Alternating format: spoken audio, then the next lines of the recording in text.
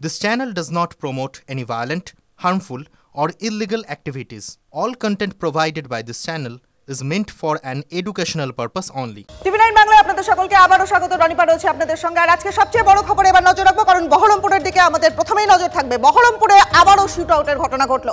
যুব তৃণমূল নেতার গাড়ি লক্ষ্য করে এবার গুলি চালানো হলো। যুব তৃণমূলের বহরমপুর শহর সভাপতি পাপাই ঘোষ, তার গাড়ি লক্ষ্য করে 2 রাউন্ড গুলি চালালো দুষ্কৃতীরা। ফেরার সময় কাশিমবাজার রিং রোড সংলগ্ন এলাকায় যুব তৃণমূল নেতার গাড়ি ঘিরে হামলা চালানো হলো। একদম অল্পের জন্য প্রাণে রক্ষা পেলেন পাপাই ঘোষ। কারা গুলি চালালো দুষ্কৃতীদের খোঁজে পুলিশের তল্লাশি জারি। জঙ্গি অনুপ্রবেশ থেকে দুষ্কৃতী তাণ্ডব, বারবার শিরোনামে মুর্শিদাবাদ। আর এই মুহূর্তে বহরমপুরে ফের শুট আউটের ঘটনা। যুব তৃণমূল নেতার গাড়ি লক্ষ্য করে গুলি চালানো হলো। ছেলে, আমি তো সেটাতে ভয়ই থাকি সবসময়। রাজনীতি মানে হিংসা মানুষের, একটা বাড়িতে দুটো নেতা, সবারই হিংসা। আমি তো সবসময় ভয় করি এটা। কালকে শুনে আমার ভিতর খুব ধরপড় করছে। আমার ছেলে মানুষের খুব সেবা করে, খুব পরিষেবা দেয়, কিন্তু তা সত্ত্বেও এগুলো কেন হবে, কিসের জন্য হবে? এটা যেন তদন্ত করুক স্যাররা, পুলিশ অফিসাররা তদন্ত করুক, তাকে যেন শাস্তি দেখ, আমি এটাই চাই। আমার ছেলে তো কারো খারাপ করে না। ঠিক বানকপাড়া বাম্পারটা ক্রস করে রোডের মুখটা ঢুকতে যাবো রানিং গাড়িতে, প্রথমে বিভৎস জোরে একটা গাড়ির পিছনে আওয়াজ হয়। আওয়াজ হওয়ার সঙ্গে সঙ্গে আমি আমার ড্রাইভারকে বলি, শুরুকে বলি গাড়িটা ঘুরিয়ে টানার সঙ্গে সঙ্গে পিছন থেকে আবার একটা আওয়াজ। তখন আমরা গাড়ি একদম ফুল স্পিডে বেরিয়ে চলে এলাম। পরপর 2 রাউন্ড আমার গাড়িতে ফায়ারিং হলো। প্রথমটা খুব জোরে আওয়াজ হয়, দ্বিতীয়টা হালকার মধ্যে। মানে কি কারণ, কি মনে কারণটা এখনো বুঝতে পারছি না। আমি সঙ্গে সঙ্গে আইসি সাহেবকে ফোন করি, পুলিশ প্রশাসন এসে হাজির হয়েছে। স্পটে কাউকে দেখতেও পাইনি। কারা কি করেছে কি কিছু মনে বুঝতে পারছি না। কাউকে কোনো শত্রু তো অনেক আছে, তো বুঝতে পারছি না।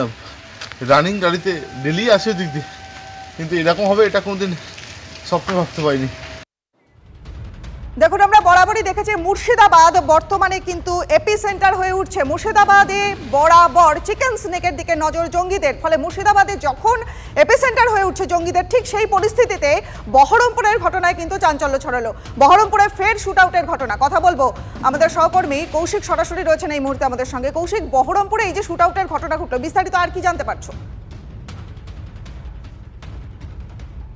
দেখো, বিস্তৃত এখনো পর্যন্ত যে অভিযোগ, যে তৃণমূলের যে যুব নেতা, তিনি কিন্তু এখনও কারো বিরুদ্ধে স্পেসিফিকলি অভিযোগ করেনি। তবে তিনি বলছেন দুষ্কৃতী কয়েকজন ছিল, তার পিছনে কয়েকদিন থেকে লেগেছে, তবে কারা তার এখনও স্পষ্ট নয়। তবে এই ঘটনায় যে ঘটনাস্থল থেকে আজকে কিন্তু যে গুলি করা হয়েছিল, সেই গুলির খোল উদ্ধার হয়েছে এবং এর পাশাপাশি ঘটনাস্থলে পুলিশ আবার পুনরায় যায়। গতকাল রাত থেকে কিন্তু গোটা শহর জুড়ে নাকা চেকিং চালানো হচ্ছে এবং এর সাথে কে বা কারা যুক্ত। তবে তিনি নেতা, সেই রাজনৈতিক হিংসার কারণে এইরকম ঘটনা ঘটেছে। তবে শুধুমাত্র যে তার বিরুদ্ধে একা যে অভিযোগ সেই কারণে নয়, কারণ এই যুব নেতার স্ত্রী অর্থাৎ তার মিসেস রয়েছেন কিন্তু যে গ্রাম পঞ্চায়েত পাশের মনীন্দ্রনগর গ্রাম পঞ্চায়েত, সেই গ্রাম পঞ্চায়েতের প্রধান। অর্থাৎ 2 রাজনৈতিক কেন্দ্র, এক হচ্ছে গ্রাম পঞ্চায়েত, তার মিসেস, এবং তার যুব অর্থাৎ শহরে তিনি যুব সভাপতি। 2 দিকের কারণ থাকতে পারে এমনটাও মনে করা হচ্ছে, তিনি সেটাও কিন্তু অভিযোগ করছেন। তবে এই ঘটনা এখনো পর্যন্ত কেউ গ্রেপ্তার না হলেও পুলিশ কিন্তু পুরো তদন্ত শুরু করেছে। ইতিমধ্যে ঘটনাস্থলে যাচ্ছে, শহর জুড়ে নাকা তল্লাশি এবং বিভিন্ন জায়গায় কিন্তু তল্লাশি শুরু হয়েছে। কে বা কারা, কোন দুষ্কৃতী, কারণ এর আগে 2বার কিন্তু এই বহরমপুর শহর সংলগ্ন এলাকায় খুনের ঘটনা ঘটেছিল। 2 প্রমোটার খুন হওয়ার ঘটনা ঘটেছে। তারপর কিন্তু এক রাজনৈতিক নেতাকে লক্ষ্য করে গুলি কিন্তু প্রশাসনকেও যথেষ্ট অস্বস্তিতে ফেলেছে। বেশ, অনেক ধন্যবাদ কৌশিক, তুমি সঙ্গে থাকো। এই মুহূর্তে আমরা যোগাযোগ করেছি কংগ্রেস নেতা অধীর চৌধুরীর সঙ্গে।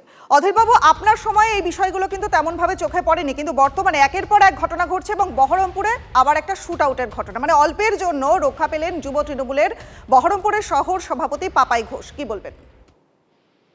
দেখুন, আমি চাই না যে সকালেই শুনলাম যেরকম বহরমপুরের রিং রোড বলে একটা জায়গাটা, যেখান থেকে প্রতিদিন আমি যাতায়াত করি, সেখানে এই রকমের একটা তৃণমূলের নেতার উপরে কেউ গুলি চালিয়েছে। কিন্তু গুলিতে সে তৃণমূল নেতা আহত হয়নি, নিহত হয়নি, কিছুই হয়নি, তার গাড়িতে একটু চোট লেগেছে। এখন কথা হচ্ছে ওই যে এলাকাটা, সেখানটায় তৃণমূলের গোষ্ঠীদ্বন্দ্ব প্রকট। এর আগে তৃণমূলের গোষ্ঠীদ্বন্দ্ব সেখানে খুনও হয়েছে, এটা পুলিশ জানে, সাধারণ মানুষ জানে। কারণ জমি জায়গার ভাগ, ঠিকাদারির ভাগ, লোকাল তোলার ভাগ, এই নিয়ে তৃণমূলের নেতাদের মধ্যে ওখানটায় প্রচন্ড অন্তর্দ্বন্দ্ব, অন্তর্কলহ। আমার মনে হয় তারই এটা কোনো পরিণাম হয়েছে। তবে পুলিশ আছে, পুলিশ দেখবে, পুলিশ যেটা তদন্ত করে জানতে পারবে, পুলিশ যেন সেভাবেই ব্যবস্থা নেয়। এখন পুলিশকে তৃণমূল বলবে অপরাধীর নাম, পুলিশ সেরকম ব্যবস্থা না নিয়ে পুলিশ নিজে তদন্ত করে দেখুক কারা অপরাধ করেছে। যদি অপরাধ প্রকৃতপক্ষে হয়ে থাকে, এটা সাজানো নাটক তৈরি করা বা অন্য কিছু কিনা, কিংবা এটা প্রকৃত ঘটনা কিনা, সেটা পুলিশ তদন্ত করে বুঝতে পারবে। কিন্তু অকারণে তৃণমূল নেতাদের ইশারায় এই তদন্তটাকে ঘুরিয়ে দেওয়ার জন্য, এই অপরাধীদের বাঁচানোর জন্য, তৃণমূল নেতাদের অন্তর্দ্বন্দ্বকে ঢাকবার জন্য যেন অকারণে অন্য দলের লোকদের উপরে যেন টার্গেট করা না হয়, বিশেষ করে কংগ্রেসের লোকদের উপরে যেন টার্গেট করা না হয়, এটা নিশ্চয়ই প্রশাসনের কাছে আমাদের দাবি থাকবে। বেশ, অনেক ধন্যবাদ আপনাকে। কথা বললাম কংগ্রেস নেতা অধীর রঞ্জন চৌধুরীর সঙ্গে। তিনি কিন্তু তৃণমূলের গোষ্ঠীদ্বন্দ্বের দিকে আঙুল তুললেন এবং অকারণে অন্যান্য দলকে যেন নিশানা না করা হয় সে বিষয়েই কথা বললেন। দেখুন, বহরমপুরে আরও একবার শুট আউটের ঘটনা ঘটল এবং যুব তৃণমূল নেতার গাড়ি লক্ষ্য করে গুলি চলল।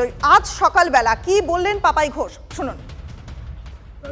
রাজনৈতিক কংগ্রেস বিজেপি এরা করতে পারে, সামনে বিধানসভা ইলেকশন আছে, আমি শহরের দায়িত্বে আছি, আমার মিসেস মনিন্দ্রনগর গ্রাম পঞ্চায়েতের প্রধান আছে, আমার যেটুকু মনে হচ্ছে। তাছাড়া তো আমাদের এলাকা শান্তিপ্রিয় এলাকায় কোনো ঝামেলা অশান্তিও নাই।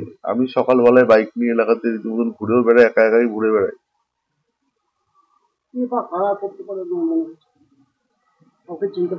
বিরোধী রাজনৈতিক দল না, কাউকে চিনতে পারিনি। গাড়ির সামনে কেউই পড়েনি, পেছন থেকে রানিং গাড়িতে করেছে, দুটো গুলি চলেছে।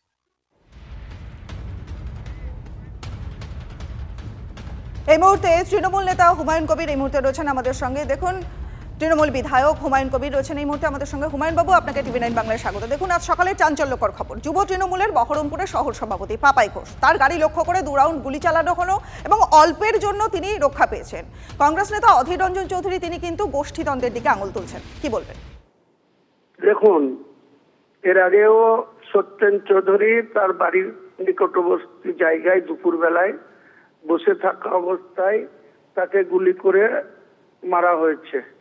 কিছুদিন আগে মর্নিং ওয়াক করতে বেরিয়ে রাস্তায় প্রবীর দত্ত বলে একজন গুলি খেয়ে মারা গিয়েছে। বহরমপুর শহরের আইন শৃঙ্খলার এই মুহূর্তে যতটুকু সমস্যা আছে সেটা আমি বলবো।